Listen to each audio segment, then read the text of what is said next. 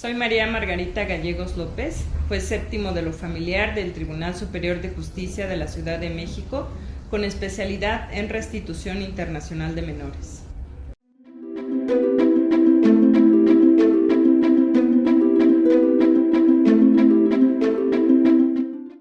La restitución internacional de menores tiene su fundamento en la Convención sobre los Aspectos Civiles de la Restitución Internacional de Menores y en la Convención Interamericana sobre Restitución Internacional.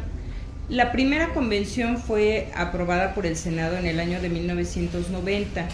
y posteriormente fue firmada por el entonces presidente Carlos Salinas de Gortari en el año de 1991. La Convención Interamericana fue aprobada por el Senado en el año de 1994 y posteriormente firmada por el Ejecutivo en el mes de julio de ese mismo año. De tal manera que ambas convenciones forman parte del sistema jurídico normativo de nuestro país, de acuerdo con lo establecido en los artículos 1 y 133 de la Constitución Política de los Estados Unidos Mexicanos.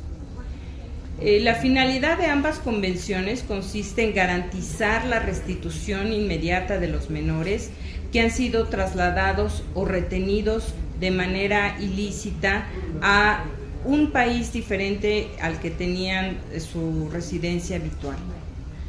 Por residencia habitual debemos entender aquel lugar en el que el menor tenía su domicilio, donde vivía, donde acudía a la escuela, donde tenía sus amigos, donde vivía su familia. Por lo que se refiere a los conceptos de traslado y retención ilícita, por traslado ilícito se entiende el acto mediante el cual uno de los progenitores traslada al menor a otro país diferente al lugar en el que tenía su residencia habitual sin el consentimiento del otro progenitor. La retención ilegal del menor consiste en el hecho de que el progenitor, no obstante cómo se haya realizado el traslado, decide no retornar al menor al país en el que tenían el lugar de su residencia habitual. Puede que haya contado con la autorización para el traslado, pero esta haya sido por un tiempo determinado, es por un mes, por las vacaciones, para venir de visita con la familia de aquí, en fin. Sin embargo, se convierte en ilegal cuando decide no retornar al menor al lugar en el que tenía su residencia habitual. Este convenio, ambas convenciones han establecido que el interés superior del menor consiste precisamente en este retorno pronto, esta restitución inmediata del menor al lugar en el que tenía su residencia habitual para evitar que tenga efectos perjudiciales la situación del niño, puesto que si ya estaba estudiando en otra entidad, bueno, pues sus estudios se ven interrumpidos o tiene que cambiar a otra situación completamente diferente.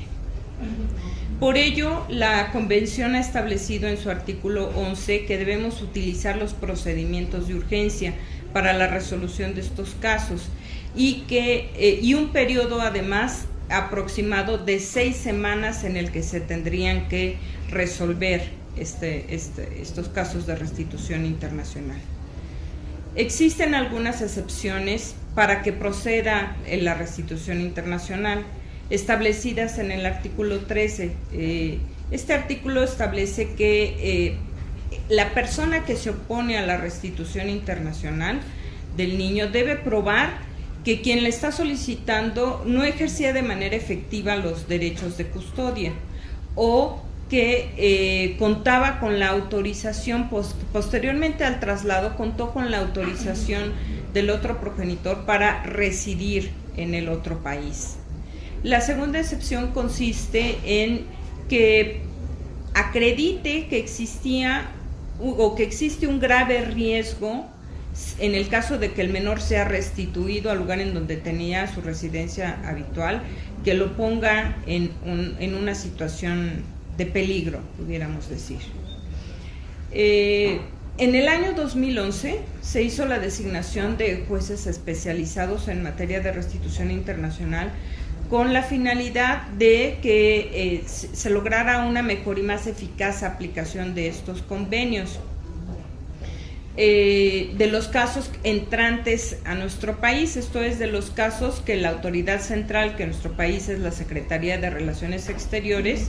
aquellos casos en que algún otro estado solicita que sean restituidos los niños que han sido trasladados o retenidos de manera ilícita en nuestro país. La función de la Secretaría de Relaciones Exteriores como autoridad central consiste en recibir estas solicitudes, en verificar que contengan la información completa,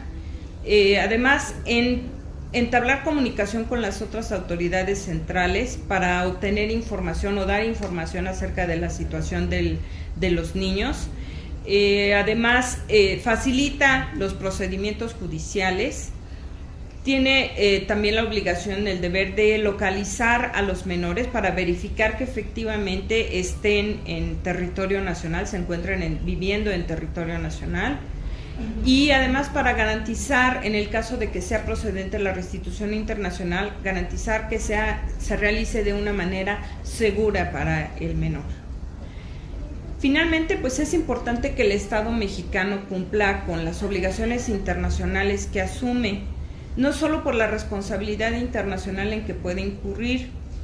sino porque, de acuerdo con el principio de reciprocidad internacional, de la misma manera, de manera semejante, el trato que se le otorgue a otros estados, pues es el mismo trato que vamos a recibir a nivel mundial. Y debo hacer hincapié en que son más los casos salientes, esto es, los casos en que México solicita a otros países la restitución internacional de los niños que han sido trasladados o retenidos de manera ilícita, que los casos entrantes en los que se solicita a México la restitución internacional de estos niños.